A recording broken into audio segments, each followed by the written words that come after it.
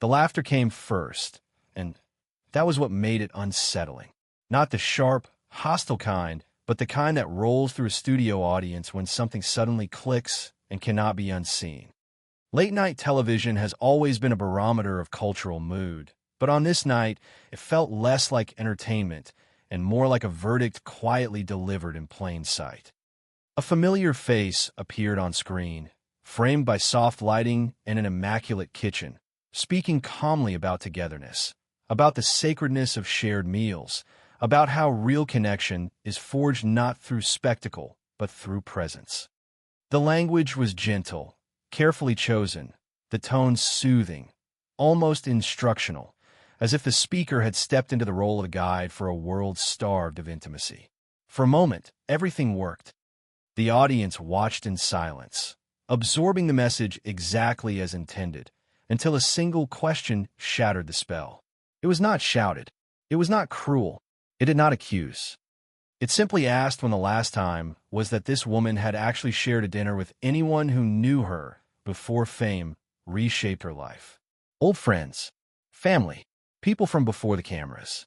The room erupted, not because the joke was vicious, but because the contrast was devastatingly clear. In that instant, the gap between message and memory became impossible to ignore, and years of quiet discomfort surfaced all at once as applause. That moment marked a shift, not just for one public figure, but for the entire narrative that had surrounded her since she stepped away from royal life and into a self-fashioned identity built on authenticity, empathy, and moral clarity. For a long time, mainstream culture treated her story with caution, even reverence, careful not to appear dismissive of her experiences or her claims.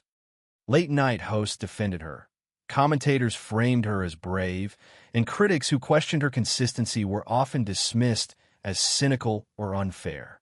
But culture has a way of changing tone without warning, and when it does, it rarely announces itself.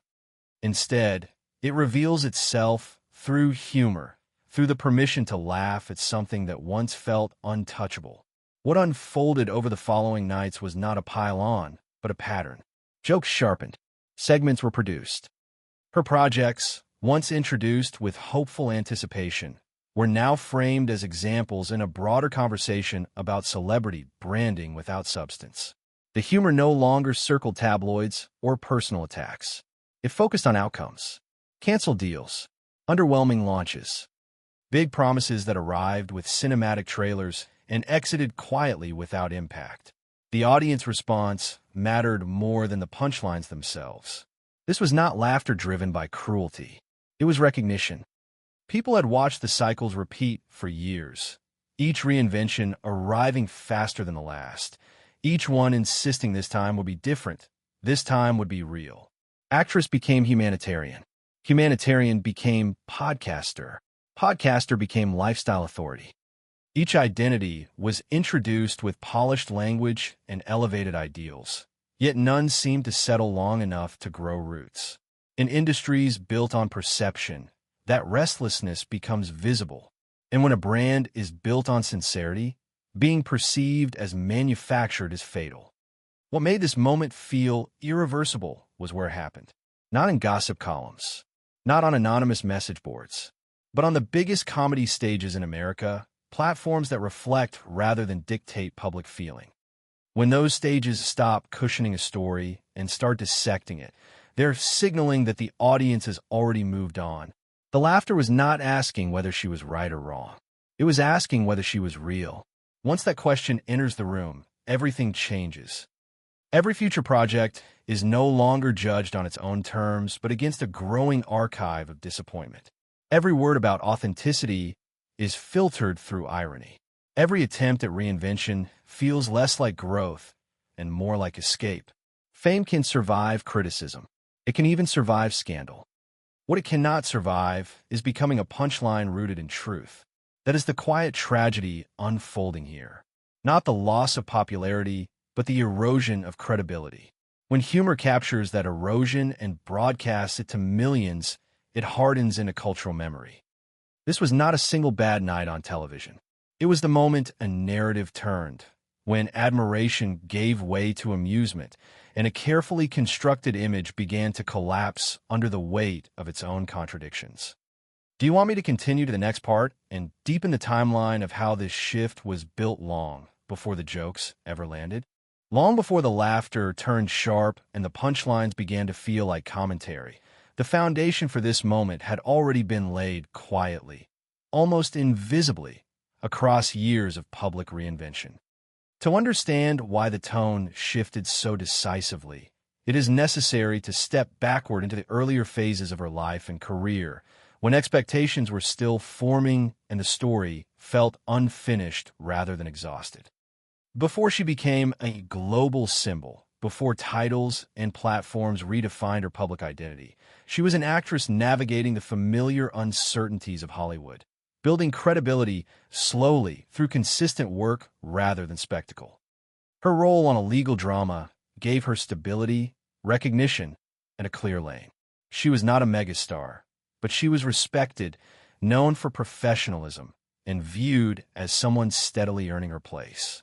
That period mattered because it anchored her in something tangible. She belonged to a cast, a routine, a long-running production that rewarded reliability. There was no grand narrative yet, no mission statement, no attempt to define culture. She was simply working, growing, and being shaped by the industry rather than trying to reshape it.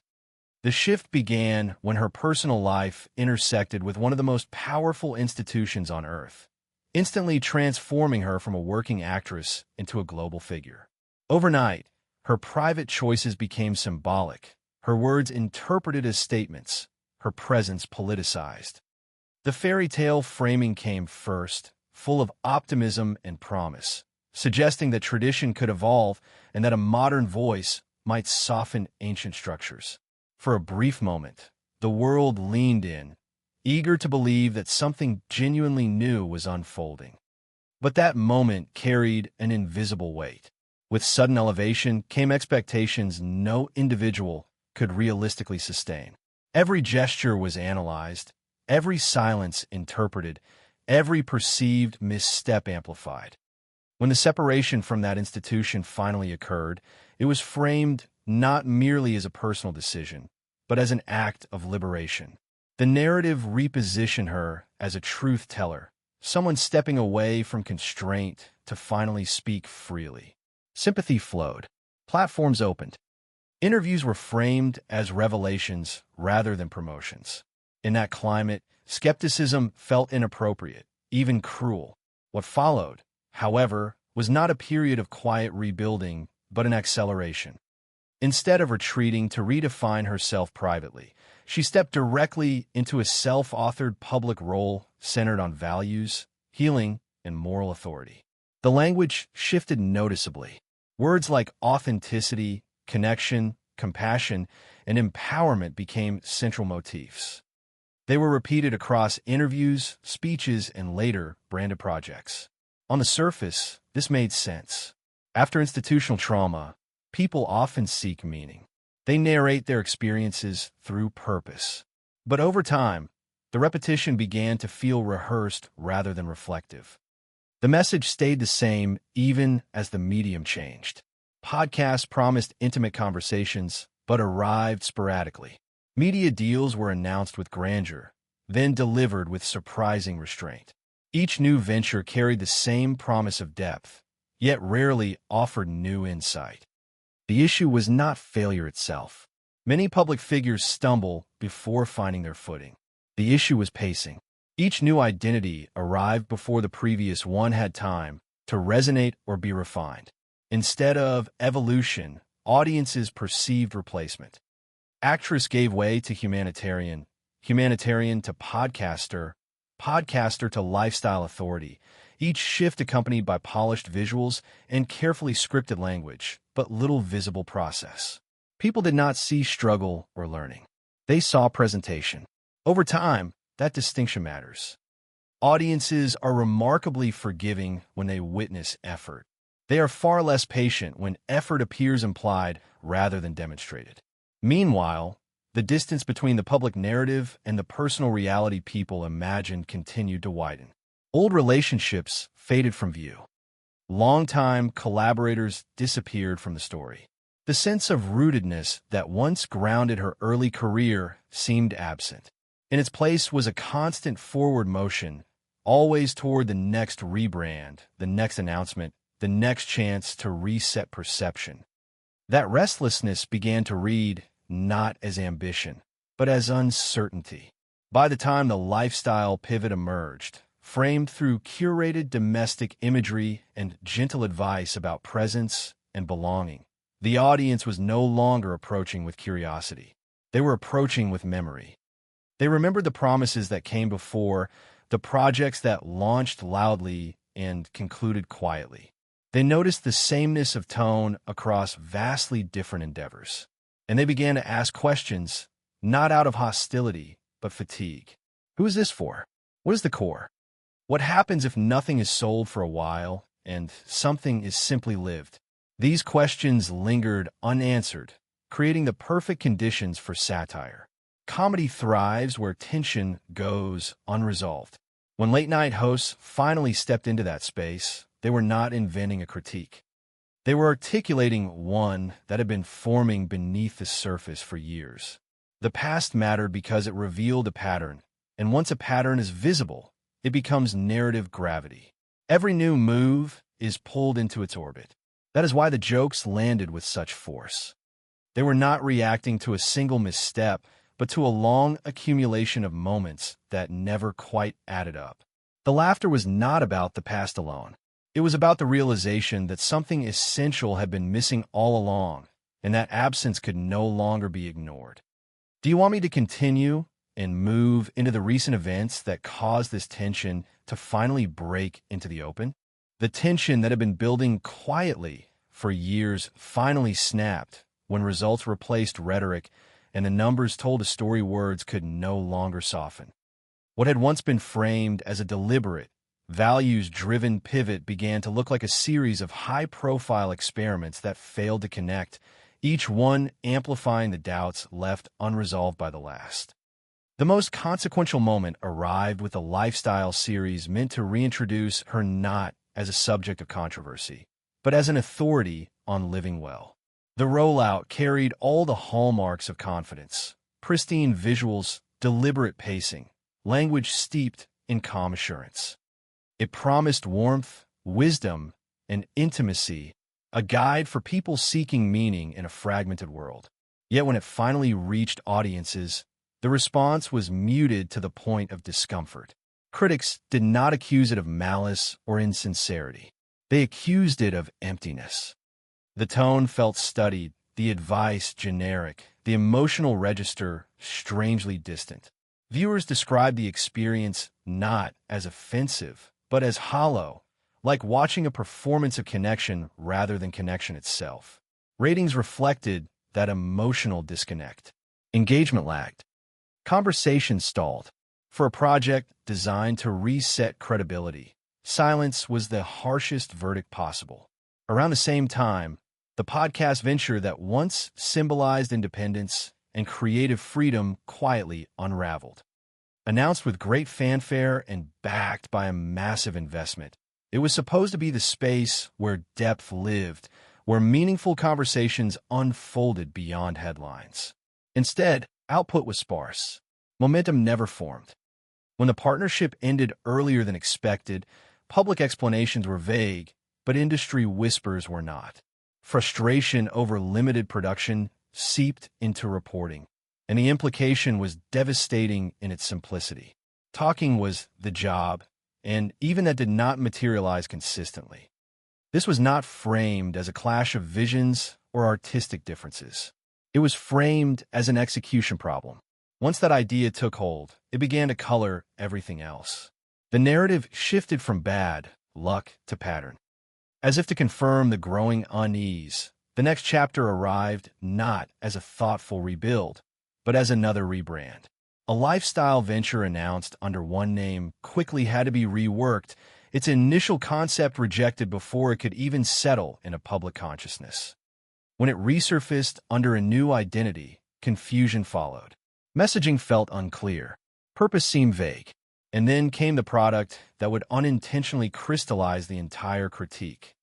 A small jar sent to celebrities, intended as an elegant introduction to a luxury brand, became a symbol of miscalculation. The internet seized on it instantly, not out of cruelty, but disbelief. The contrast was too stark. Global fame, royal association, massive platforms, all distilled into a promotional gesture that felt trivial and oddly scaled.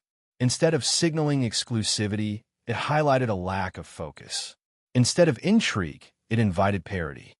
That single image spread faster than any press release, embedding itself into cultural shorthand. By then, the damage was no longer contained within niche commentary. It had reached the mainstream, and mainstream comedy pays attention to exactly this kind of dissonance. When late-night hosts returned from hiatus and opened their monologues with material centered on these misfires, it felt less like opportunism and more like inevitability. The jokes were not speculative. They referenced public outcomes everyone had already witnessed. A series that failed to resonate. A podcast deal that ended early. A brand rollout that inspired memes rather than loyalty. The humor worked because it relied on shared knowledge. Audiences laughed, not because they were being told what to think, but because the framing finally matched what they had been observing privately. One host approached it with surgical restraint, letting polished clips play uninterrupted before asking a question that reframed everything. Another built an entire segment, complete with graphics and rhythm, placing her venture alongside other celebrity brands that existed purely because fame allowed them to. The effect was cumulative. It was no longer one voice teasing from the sidelines. It was an industry acknowledging a shift in sentiment. What made this phase particularly damaging was the timing. These moments landed at the very start of a year reportedly intended as a reset, a clean slate, a chance to move forward. Instead, the reset was overwritten by ridicule, and ridicule has a way of sticking where critique might fade. Once a public figure becomes associated with inconsistency, every new announcement is filtered through skepticism. Even genuine effort struggles to be taken at face value. The presence of her partner in the jokes deepened the sense of collapse. The image of a man who had given up heritage, position, and family for a shared future, now paired with stalled projects and internet punchlines, sharpened the stakes. This was no longer about personal branding. It was about what that gamble had produced.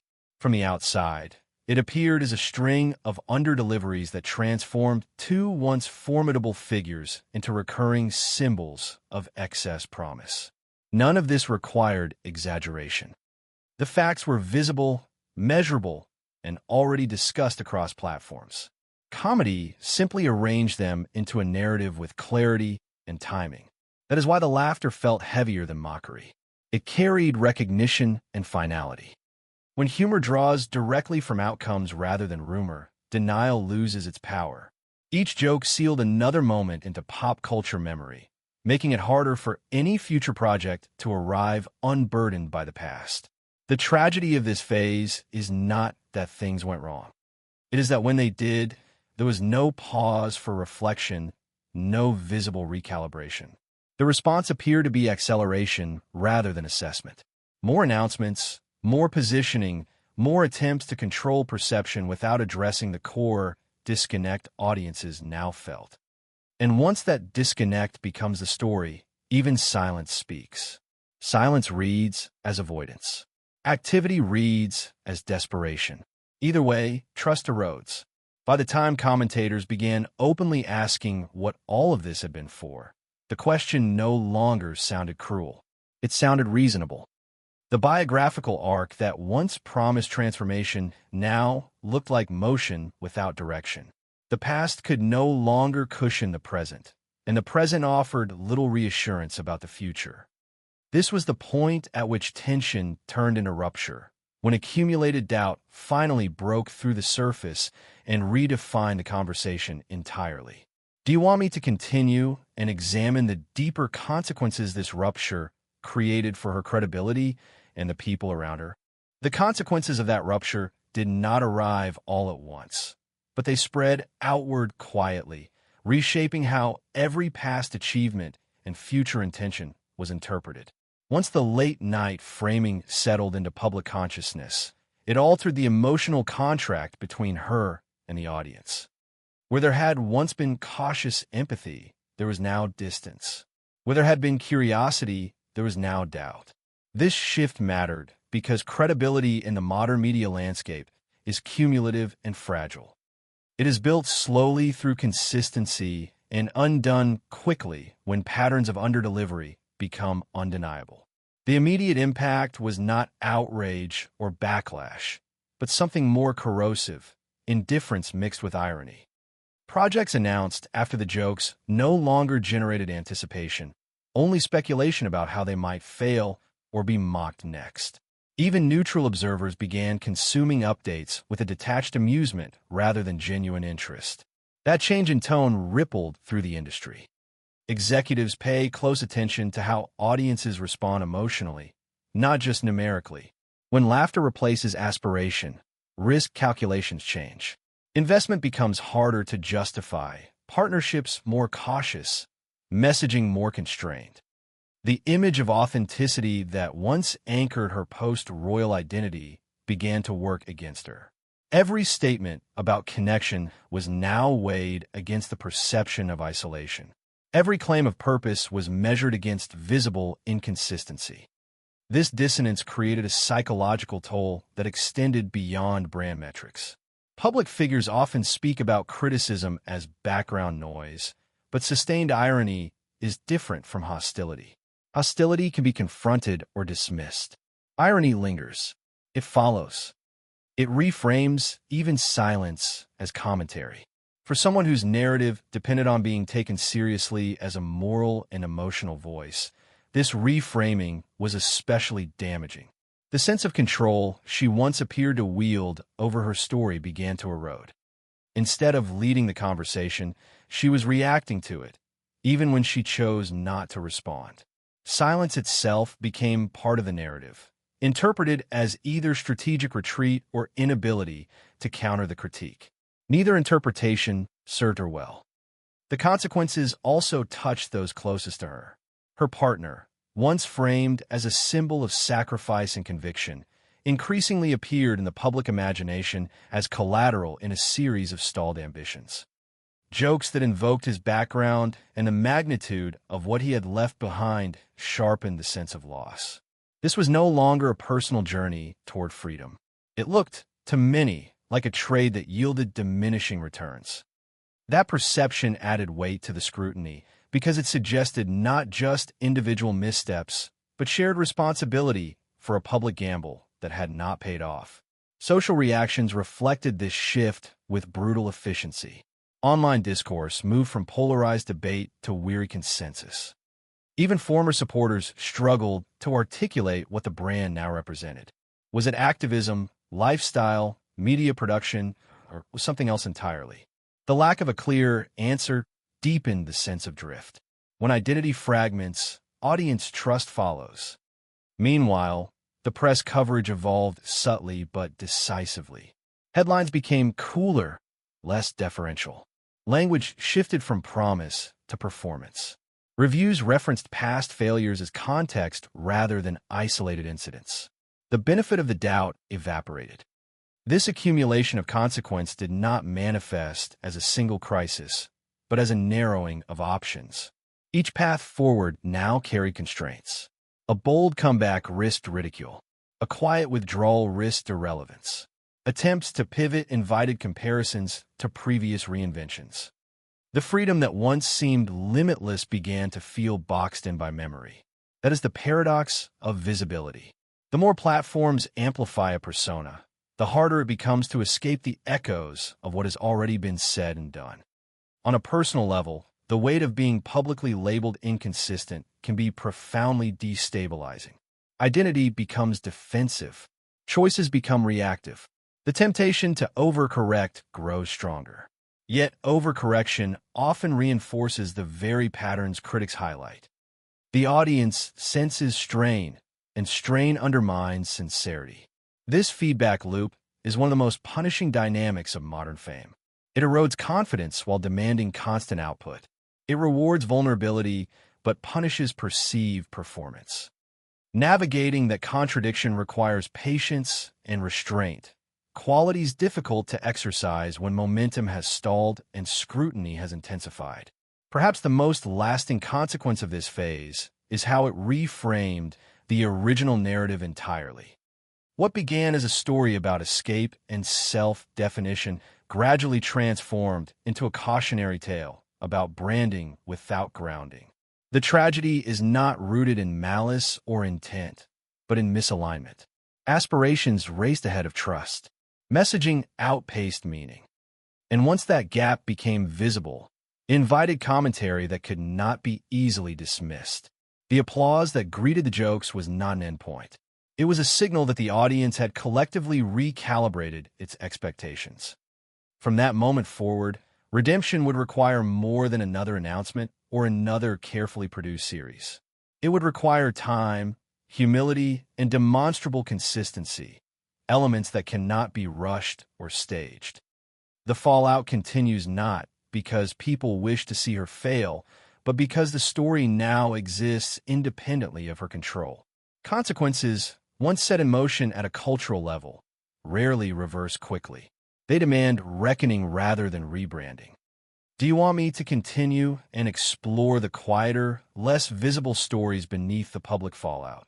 The moments that never made headlines but shaped this unraveling just as deeply? Away from monologues, headlines, and metrics, the most revealing chapters of this unraveling unfolded in places that never made it to air. They lived in pauses between projects, in rooms where planning meetings ended without clear decisions, in conversations that circled the same questions without resolution. People who had worked alongside her described a growing sense of friction that was difficult to name but impossible to ignore. It was not hostility or chaos. It was misalignment. Teams struggled to understand whether they were building something meant to last or something designed to make a momentary impression. Each new initiative arrived with urgency, as if time itself were an adversary, yet the internal process rarely matched that speed. Ideas shifted midstream. Messaging was refined again and again. The pursuit of perfection began to crowd out momentum, and momentum, once lost, is hard to recover. Behind the scenes, there were attempts to slow things down, to suggest focus over expansion, but those suggestions often collided with the pressure to reclaim relevance quickly. In private, she reportedly spoke about exhaustion, about feeling misunderstood, about carrying expectations that never seemed to ease. Yet publicly, the language remained elevated and assured, creating a dissonance that only widened the gap between perception and reality. Friends from earlier chapters of her life were rarely visible now, not because of scandal, but because proximity itself had become complicated. Fame alters dynamics even without conflict. When every interaction risks interpretation, intimacy erodes. Some relationships faded quietly, not through argument, but through distance. That absence fed the very question late-night hosts would later crystallize so effectively. The sense that the world she spoke about so eloquently no longer intersected with the one she inhabited. There were also moments of genuine effort that went unseen. Quiet meetings with advisors. Attempts to learn from failed launches. Conversations about credibility that acknowledged mistakes without fully owning them. The challenge was not ignorance. It was acceptance. Admitting miscalculation in a public identity built on certainty is extraordinarily difficult. Each acknowledgement felt like surrender, and surrender did not align with the image she had spent years cultivating. As a result, lessons were absorbed intellectually, but rarely translated into visible change. Observers noted that she listened carefully, asked thoughtful questions, and expressed concern about impact, yet decisions often returned to familiar patterns. The gravitational pull of reinvention proved stronger than the patience required for repair.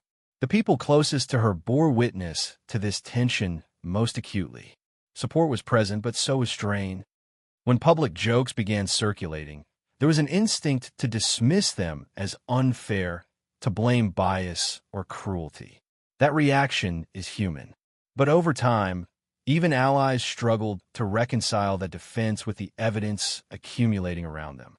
Silence became a protective instinct, a way to avoid amplifying the narrative, yet silence also isolated. It narrowed the circle of honest feedback. In that quiet, doubt grew louder. Some collaborators stepped back, not out of disloyalty but fatigue. They had watched too many cycles repeat to believe the next one would be different.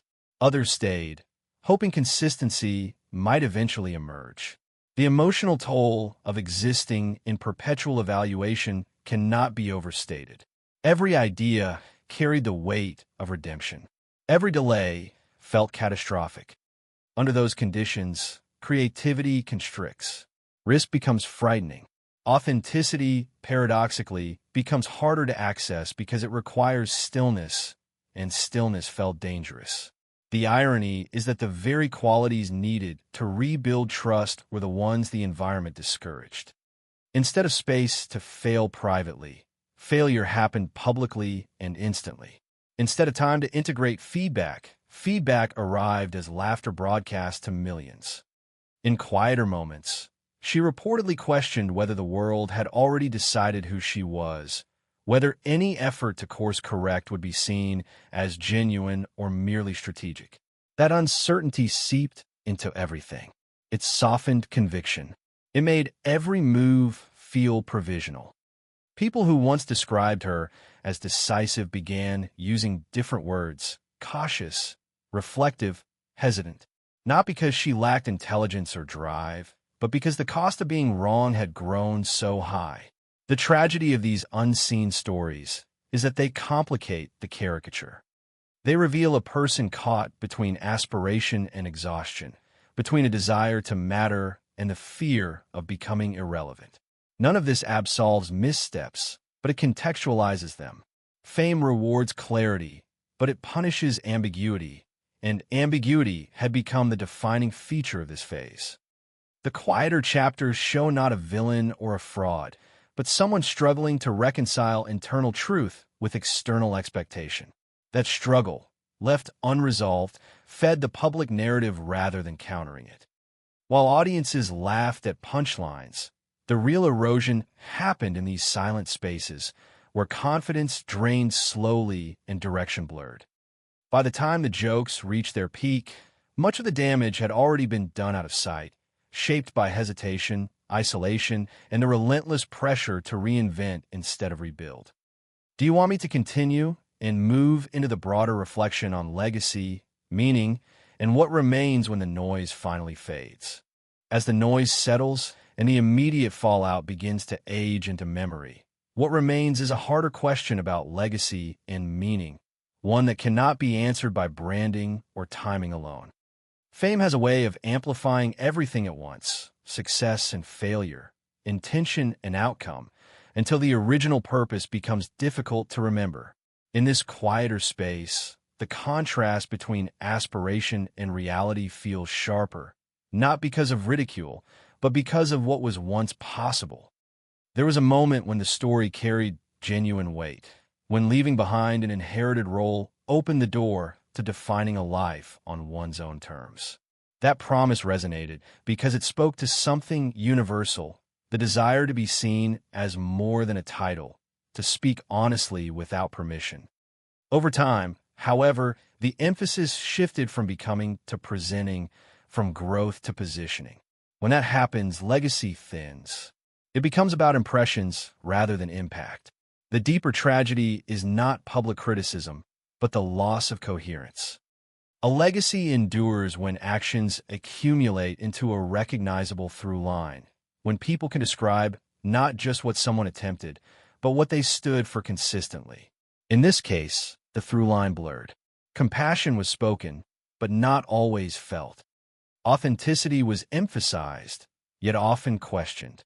Reinvention was constant, but grounding was scarce. None of these contradictions are unusual in public life, but they become defining when left unresolved. Looking back, the most enduring figures are rarely the ones who moved fastest or spoke loudest. They are the ones who allowed time to shape them, who accepted periods of obscurity as part of the work. They earned authority by staying with a craft or a cause long enough for trust to form naturally. That patience creates a different kind of power, one that does not rely on attention to validate it. Here, attention arrived first, and authority was expected to follow. When it did not, the gap widened into doubt. Legacy, in this sense, is not something declared. It is something inferred by others long after the announcements stop. It is measured by what remains useful, meaningful, or true once the spotlight moves on. The projects that struggled did so not because of a lack of resources or opportunity, but because they arrived before their foundations were solid. Meaning was promised without being earned in the eyes of the audience. That imbalance is difficult to correct retroactively. It requires a willingness to start smaller than before, to accept that credibility cannot be reclaimed at scale. It must be rebuilt quietly. The reflection here is not about punishment or moral judgment. It is about consequence. When a public identity becomes too tightly managed, it leaves little room for vulnerability that feels real. Vulnerability cannot be optimized. It cannot be packaged without losing its force. And yet it is often the only path back to trust. The paradox is that stepping away from performance may feel like surrender, but it is often the first step towards substance. In the long view, the question is not whether another reinvention will occur, but whether reinvention is still the answer. Legacy asks for continuity, not novelty. It asks for evidence that lessons have been integrated, not merely acknowledged. It asks for alignment between what is said and what is lived. Without that alignment, even the most eloquent message rings hollow. When the laughter fades and the cameras turn elsewhere, what remains is a choice between repetition and repair. Repair is slower, less visible, and far less glamorous. It offers no immediate redemption arc, but it is the only process that can transform irony back into sincerity.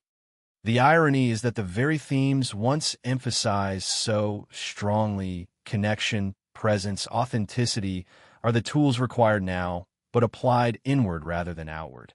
Applied without an audience. Applied without monetization. Applied long enough that results speak before words do. If a legacy is to endure, it must eventually detach from reaction and return to intention. It must accept that some chapters close without applause and that silence can be instructive rather than threatening. The measure of what remains will not be found in streaming numbers or brand valuations, but in whether the next steps feel inevitable rather than forced, whether they suggest learning rather than escape, whether they reveal a person finally willing to live the values once so carefully articulated.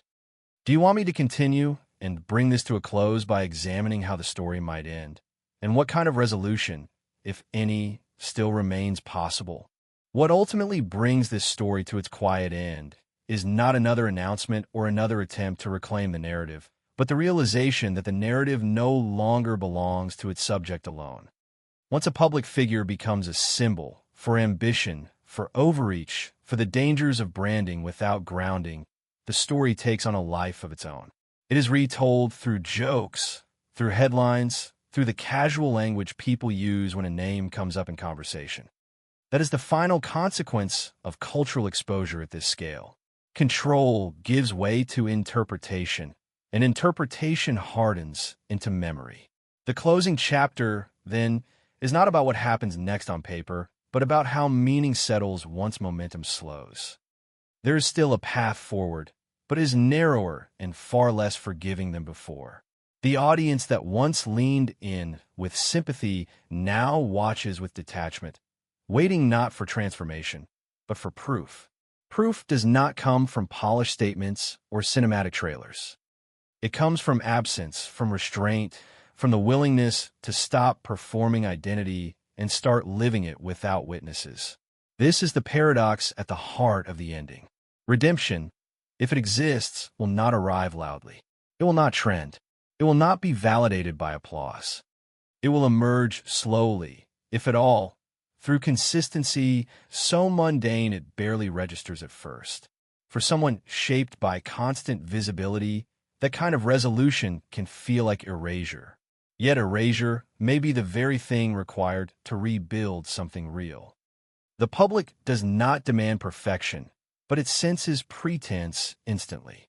What responds to, eventually, is coherence, a life that aligns over time, a purpose that does not shift with reception. The story closes on uncertainty because certainty has already been overused. Every confident declaration in the past was met with diminishing returns. Now the only credible ending is one that resists definition. Perhaps the most telling detail is that no final scandal is required, no dramatic collapse. The ending is quieter than that. It is the moment when the audience stops asking what is next and starts assuming they already know. When expectation flattens into familiarity. When a surprise is gone. In cultural terms, that is a deeper loss than outrage. It signals that the figure has moved from being a protagonist to being a reference point, something cited rather than followed. The laughter that once echoed through studio audiences fades into background noise, but its imprint remains. It has reframed the story permanently. Any future effort will be read through that lens until something genuinely disrupts it. And disruption, in this case, cannot be manufactured. It must be lived long enough to become undeniable. The ending also leaves a broader reflection hanging in the air, one that extends beyond a single individual. It asks what happens when fame accelerates purpose faster than character can integrate it, when platforms arrive before practice, when language outpaces lived experience.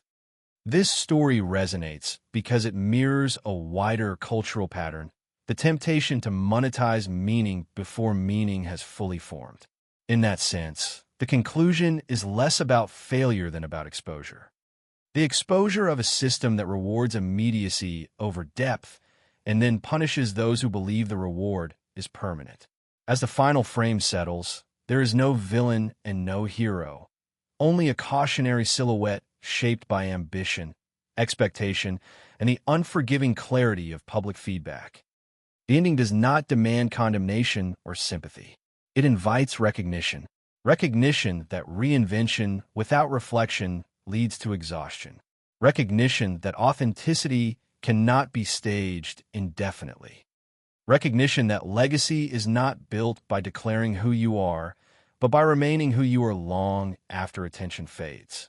The story remains open not because it lacks an ending, but because the ending depends on choices not yet made. Whether silence becomes a space for repair or merely another pause before repetition. Whether lessons settle into behavior or dissolve into strategy. The audience will not decide that. Time will. And time, unlike applause, cannot be persuaded.